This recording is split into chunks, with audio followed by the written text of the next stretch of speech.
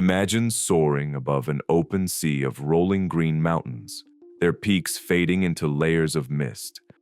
Leaves rustle like whispers. Morning fog drifts through hollows. Somewhere, a lake of running water rushes over rocks, and the call of a distant owl echoes through the trees. These mountains have been here longer than memory. They have seen civilizations come and go, wars rage, and generations carve a living from their flanks. Yet, when the sun sets and darkness steals the ridgelines, something else settles in. Stories. Around a campfire, a group of hikers huddle close. Their faces glow in the orange light as an old man speaks in a low voice about orbs that dance above the trees, about creatures with red eyes and wings that skim the treetops, about families who went into these hills and never came back. His words hang in the night air like smoke. You lean closer, feeling the prickling of goosebumps. The fire pops. A branch cracks in the woods. In the heart of the Appalachians, reality and folklore intertwine so tightly that the line between them disappears. Somewhere out there, beyond the flicker of your fire, secrets wait in the shadows. And then, the old man stops mid-sentence, staring into the darkness. "Did you see that?" he whispers. You look over at the tree line. A soft glow hovers briefly above the ridge, then vanishes. Whatever this is, it doesn't belong. Or rather, you don't belong.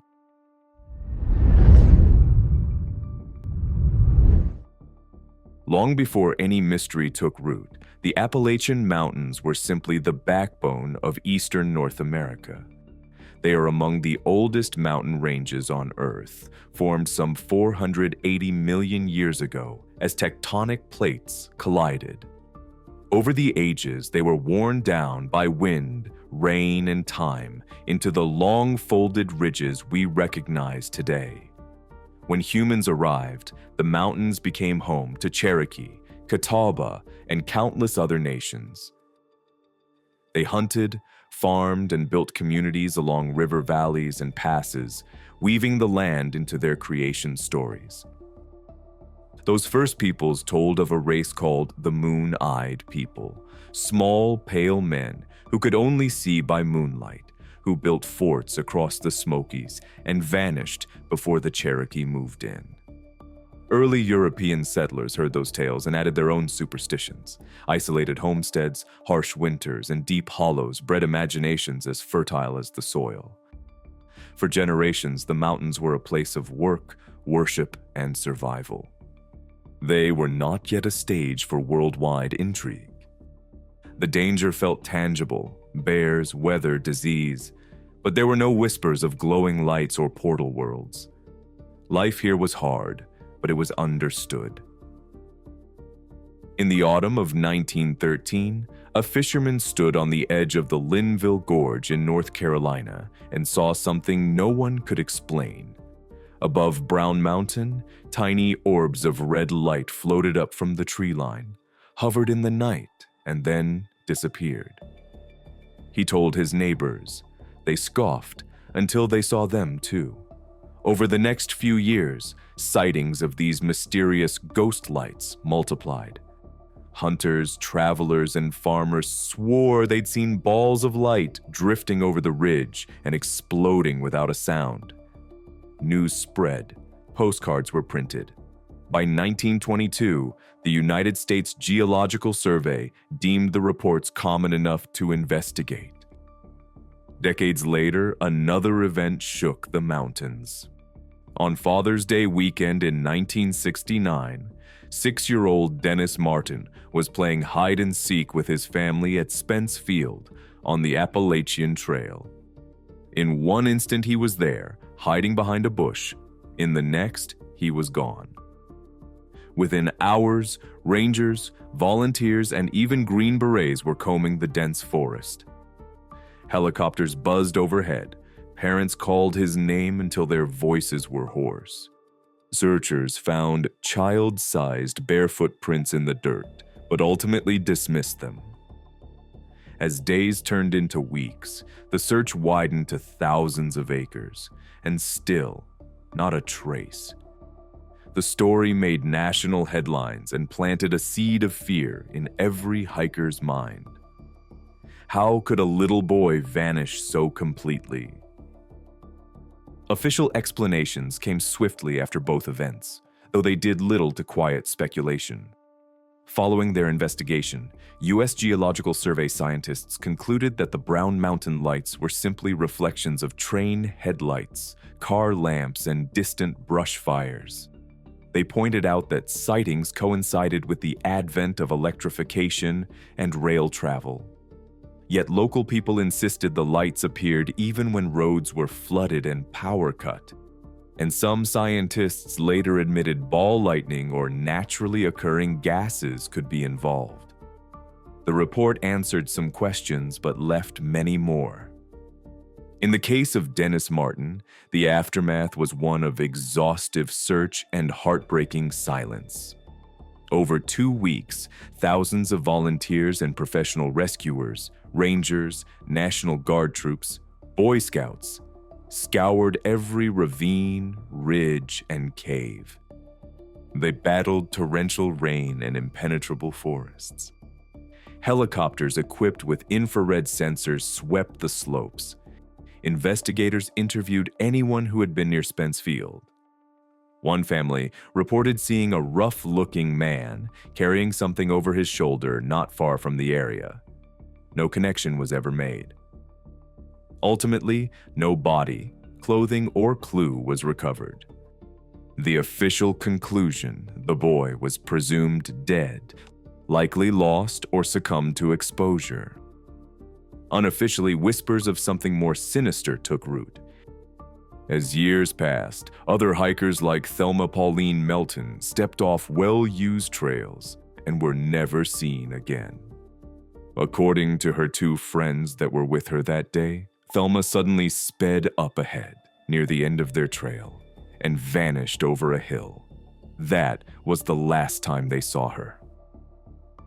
It would appear that the mountains keep their secrets.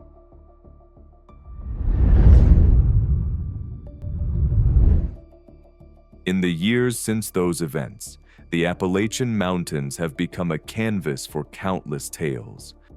Eyewitnesses come forward with stories. Believers connect dots that officials ignore. Here we present some of the most persistent claims, unfiltered and in the words of those who swear they are true. On misty evenings, residents of Burke County gather along overlooks to watch the Brown Mountain lights. They speak in hushed tones about ghostly figures wandering through the trees, about widows and slaves searching for lost loved ones. According to one legend, a bloody battle between Cherokee and Catawba tribes left the ground soaked with blood.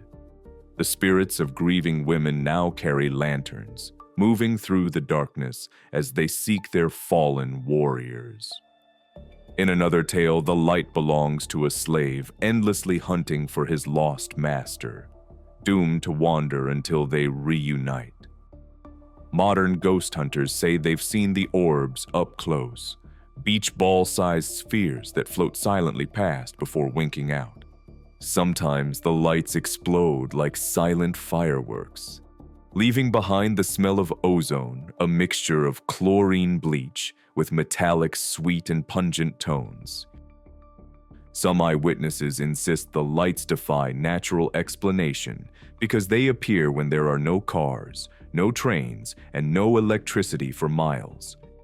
In September 2016, Forest Service officers reported seeing large glowing balls drift across the ridge, and scientists from Appalachian State University captured strange lights on video. Believers note that during a 1916 flood that washed out roads and power lines, the lights were still reported. To them, the phenomena are proof of something otherworldly, a portal between realms or spirits bound to the mountain. They point to the consistency of sightings across generations as evidence that this is not just imagination. Others connect the lights to UFOs.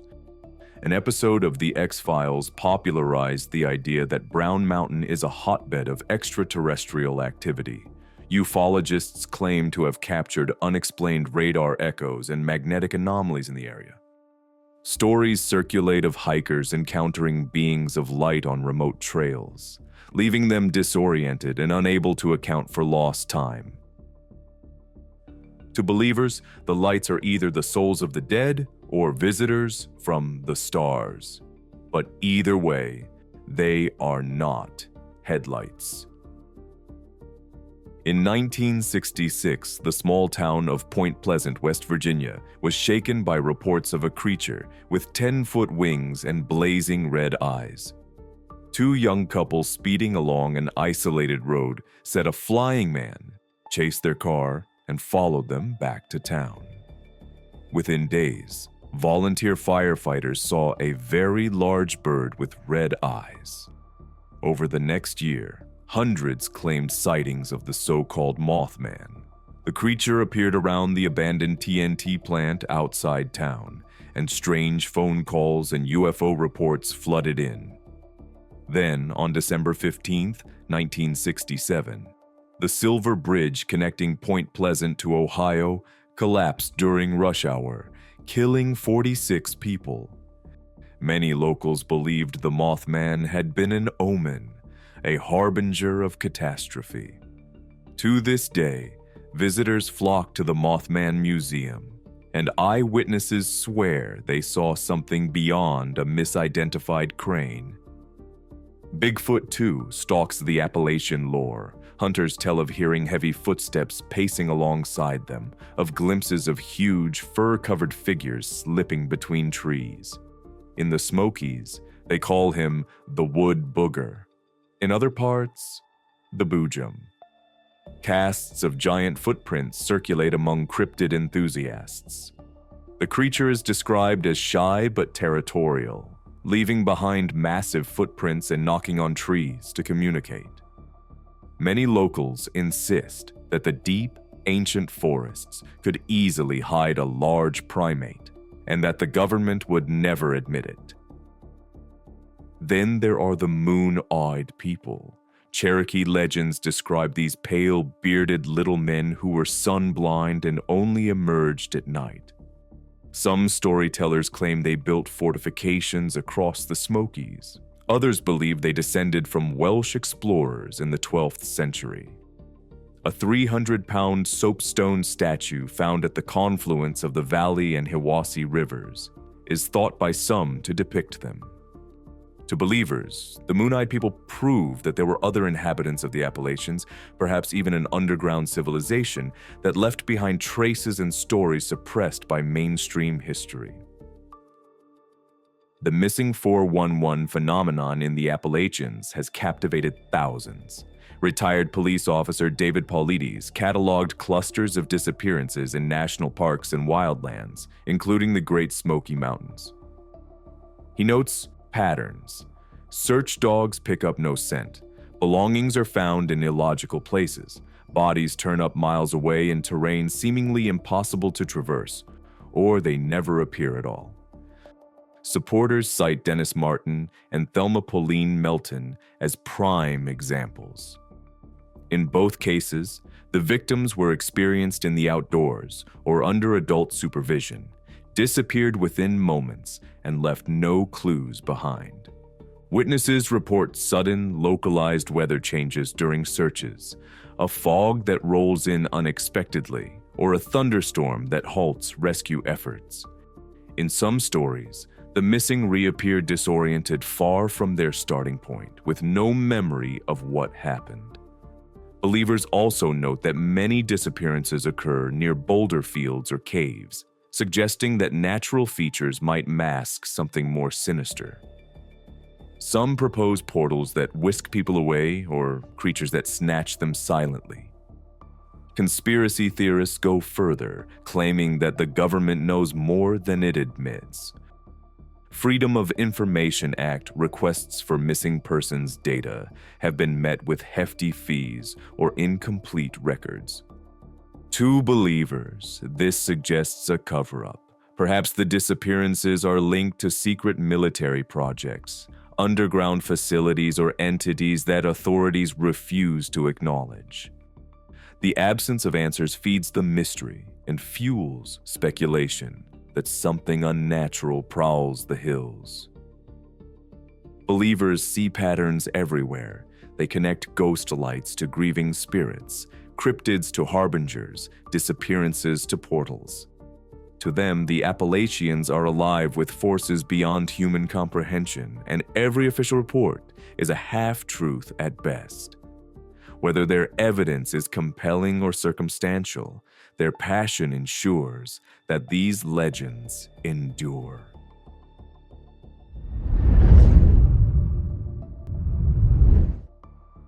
For every extraordinary claim, there is a down-to-earth explanation. Scientists, investigators, and skeptics have spent decades investigating Appalachian mysteries. They acknowledge the wonder but seek answers rooted in physics, biology, and probability. Their arguments provide a necessary counterbalance to speculation. Researchers who studied the Brown Mountain Lights noted that the first reported sightings coincided with the arrival of electric train lines and automobiles through the Linville Gorge. When U.S. Geological Survey scientists set up camp in 1922, they found that many mysterious lights corresponded with train schedules. Moisture in the air and temperature inversions can carry light for miles, reflecting and refracting it over ridges. Brush fires and campfires also contribute to the glow. Later studies observed that ball lightning, rare luminous spheres created during thunderstorms, could explain some sightings. Atmospheric scientists note that the human brain is adept at pattern recognition. Once a phenomenon gains fame, people are more likely to interpret ordinary lights as extraordinary. Skeptics also dismiss ghostly interpretations because the lights have been captured on time-lapse cameras that show them originating from known light sources. While some sightings remain unexplained, there is no evidence of spirits or UFOs. As for the 2016 orb videos, critics argue that digital artifacts, insects close to the camera lens, or aircraft can look startling when filmed at night. In their view, the simplest explanation is usually correct. Biologists counter the Mothman legend with ornithology. They note that sandhill cranes stand almost as tall as a man, have 7-foot wingspans and red patches around their eyes.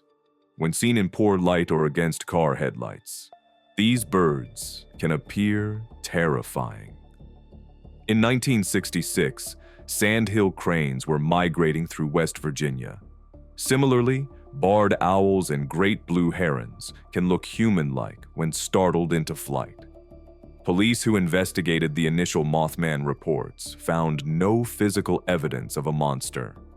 Engineers who studied the Silver Bridge collapse concluded that a single failed eye-bar caused the disaster, not a curse or omen. As for Bigfoot, decades of research have produced no biological specimens, bones, or verifiable photographs. Many footprints are proven hoaxes. Others are likely bear tracks distorted by weather. Anthropologists explain the moon-eyed people as a conflation of European folklore and misinterpreted artifacts. The soapstone statue could depict a pair of ancestral figures rather than an unknown race. Stories of strange nocturnal beings were common among many cultures and served as cautionary tales rather than historical record. Search and rescue experts emphasize that the wilderness is unforgiving. A momentary lapse can lead to fatal consequences, especially for children or solo hikers. In Dennis Martin's case, heavy rain hit the mountain shortly after he disappeared. Torrents could have swept him into creeks, and dense underbrush could have hidden a body for decades. Predators like bears or wild pigs, though uncommon, cannot be ruled out. The lack of a scent trail may result from washed-out terrain or human interference. In Thelma Melton's disappearance, there is speculation she may have suffered a medical emergency or intentionally left the trail. Critics of the missing 411 hypothesis also point out that the National Park Service does not maintain a centralized database of missing persons, making patterns appear more significant than they are. When cases across decades and states are aggregated, coincidences look like clusters. Occam's razor suggests that each disappearance likely has its own tragic but mundane cause: misnavigation, weather, foul play, not a single sinister force. While the unknown is frightening, skeptics argue that accepting natural explanations honors the reality of the wilderness without diminishing the loss experienced by families. The skeptical perspective reminds us that the world often feels stranger than it is. Not every light in the sky is a ghost, not every creature is a monster, and not every vanished hiker fell through a portal. These counterpoints do not erase the mysteries, but they demand that we weigh evidence and resist the pull of confirmation bias. Sometimes the truth is simply that nature is vast and indifferent, and our minds fill in the gaps.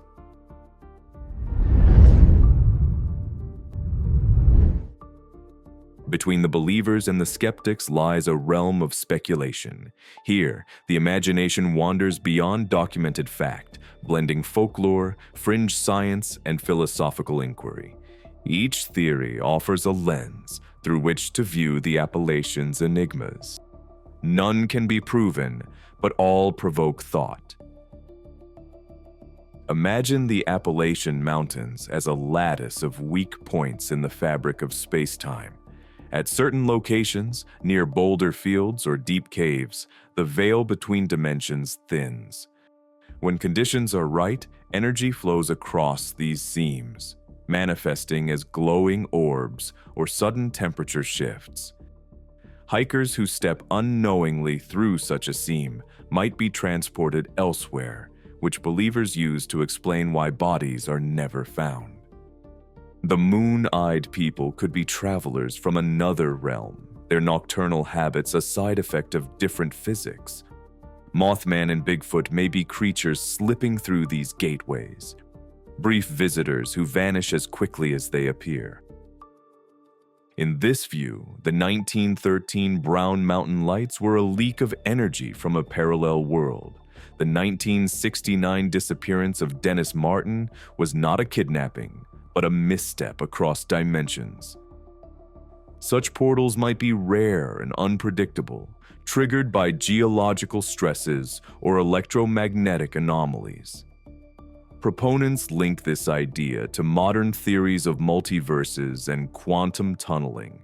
They point out that similar lights and disappearances are reported along other ancient mountain ranges, suggesting a global pattern. Critics of this theory question why no one has ever returned through a portal or left behind instruments that detect a breach. They argue it is a modern reimagining of fairy folklore, updated with physics jargon. Yet for those who have stared across the Blue Ridge at sunset and felt a presence beyond the veil, the idea resonates. It invites us to consider that reality might be more porous than we assume. Another theory holds that beneath the Appalachians lies a vast network of caverns harboring a hidden society. This is the Appalachian version of the Hollow Earth myth. Supporters claim that the moon-eyed people were the surface-dwelling branch of this civilization, driven underground by conflict with the Cherokee. Over centuries, they built tunnels and chambers that now run beneath peaks and valleys. Occasionally, their lights escape through cracks, appearing as glowing orbs. They abduct surface dwellers either to study them or to prevent discovery of their domain. Evidence for this theory is anecdotal. Explorers recount hearing whispers deep in caves. Cavers find tools or carvings they cannot explain. The soapstone statue is cited as proof of an unknown people with distinct features. Some tie this to global myths of Agartha and Shambhala, hidden kingdoms said to house advanced beings. They believe that government agencies know of these subterranean cities and guard the entrances. Skeptics counter that while the Appalachians do have extensive cave systems, there is no archaeological evidence of a large underground civilization. The logistics of sustaining a population beneath the mountains, food, water, air, make it unlikely. Still, the allure of a hidden world persists in popular imagination. It speaks to our desire to believe that uncharted realms still exist below our feet. During the Cold War, the U.S. government built secret bunkers throughout the Appalachians, facilities like the Greenbrier Bunker in West Virginia, where Congress could shelter during a nuclear attack. Some conspiracy theorists argue that these bunkers are just the tip of the iceberg. They believe the mountains hide research labs where electromagnetic weapons, mind control experiments, and biological tests are conducted away from prying eyes. Strange lights, unexplained illnesses, and missing hikers are all collateral damage from these projects. In this narrative, the brown mountain lights are not spirits, but beams from directed energy weapons or aircraft. Mothman is a misidentified experimental drone. The missing hikers wandered too close to sensitive areas and were disappeared. Supporters point to documents about Project MK Ultra and Operation Paperclip to show that the government has a history of unethical experiments and recruiting Nazi scientists. They note that Freedom of Information requests for missing persons data are sometimes met with high fees or refusals, interpreting this as deliberate obstruction. Critics argue that while covert facilities exist, there is no evidence linking them to Appalachian legends. National parks cover vast areas. Accidents and misadventures are statistically inevitable. Still, the combination of secrecy and isolation fuels this theory.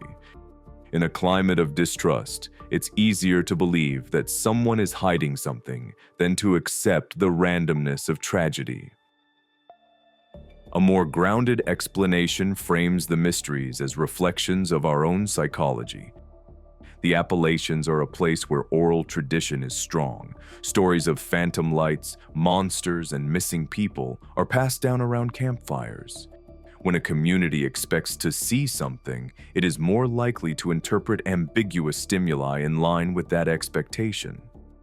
This is not to say people are lying, rather, that memory and perception are malleable. Folklorists observe that many Appalachian legends echo European myths: will-o'-the-wisps, banshees, wild men. These tales traveled with settlers and adapted to new landscapes. When early residents faced the unknown, whether a mysterious light or a sudden disappearance, story provided structure. Once media sensationalized events like the Mothman sightings, a feedback loop formed. More people visited, more reports surfaced, and the legend grew. Psychologists note that collective fear can produce physical sensations. One person sees a light, others feel their hair stand on end, and soon a group experiences something uncanny.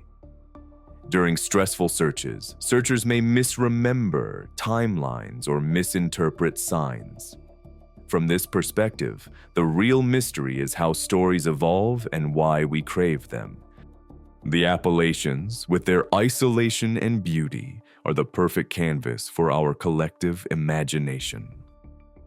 Each theory offers a different lens: scientific, speculative, conspiratorial, psychological. None definitively explain every story, and perhaps that is the point. The unknown invites us to fill the gaps with our fears, hopes, and creativity. Whether portals, hidden worlds, secret labs, or human nature, these thought experiments enrich the tapestry of Appalachian lore.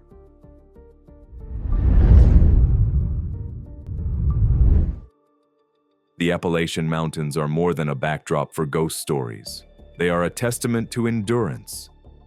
For 500 million years, ridges have risen and eroded, forests have burned and regrown, and people have come and gone. In their shade, folklore has flourished. The stories of brown mountain lights, Mothman, moon-eyed people, and missing 411 cases reveal as much about us as they do about the world. We are pattern seekers and storytellers. When faced with unexplained lights or a vanished child, we reach for myths and theories to make sense of our unease. Yet the mysteries endure because the mountains are vast and our knowledge is small. Some questions may find mundane answers, others may never be solved, and maybe that's okay. Perhaps the Appalachians' greatest gift is not their secrets, but the sense of wonder they inspire. When the fog rolls over the peaks and the last light fades, we are reminded that there are still places where the line between fact and folklore blurs. What will you believe when you stand under that dark, star-strewn sky? If this story resonated with you, take a moment to like the video. If you have your own experience, a theory, or a topic you think deserves investigation, leave it in the comments. And if you want to follow future explorations into the unknown, subscribe to the channel, and I'll see you next time.